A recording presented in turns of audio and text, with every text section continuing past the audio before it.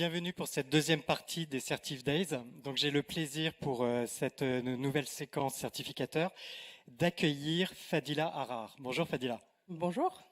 Alors Fadila Harar, vous êtes donc directrice commerciale France d'ETS. Pouvez-nous parler un petit peu de l'actualité d'ETS? Alors, ETS, la maison mère, a acquis récemment PSI, qui est un organisme de certification et d'évaluation dans le domaine professionnel, notamment dans des contextes industriels et métiers. Et donc, cette acquisition vient nous renforcer sur le marché pour pouvoir couvrir en fait tout le spectre de certification et d'évaluation, depuis la partie académique, on va dire, jusqu'au contexte professionnel. Très bien.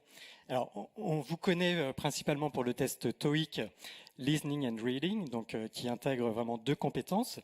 Et vous avez lancé un test 4 compétences. Vous pouvez nous expliquer un petit peu les raisons?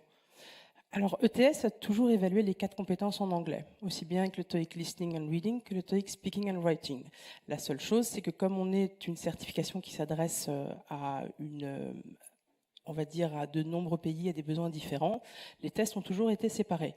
La France, comme l'a dit Laurence, fait partie d'un des grands pays TOEIC, et donc le besoin nous a été remonté, donc aussi bien par nos partenaires académiques que par les organismes de formation, d'avoir un test 4 compétences totalement intégré.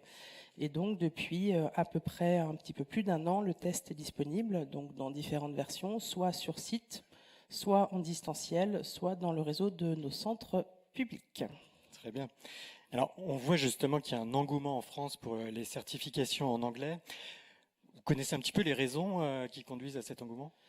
Je dirais qu'aujourd'hui, l'anglais est une compétence quasi incontournable, quel que soit l'emploi, le poste que l'on occupe, pour pouvoir justifier d'une promotion, de pouvoir intégrer un nouveau marché, de postuler pour un job. On se doit de justifier ce niveau d'anglais, et donc ça passe par des certifications. Donc aujourd'hui, nous on le voit avec les tests TOEIC qui sont éligibles au CPF, donc aux formations financées par le CPF, mais le test est également utilisé par les établissements académiques pour valider le diplôme, parce que pour un certain nombre de diplômes, je pense aux diplômes d'école d'ingénieur, de commerce, certaines formations universitaires, le niveau B2 est requis.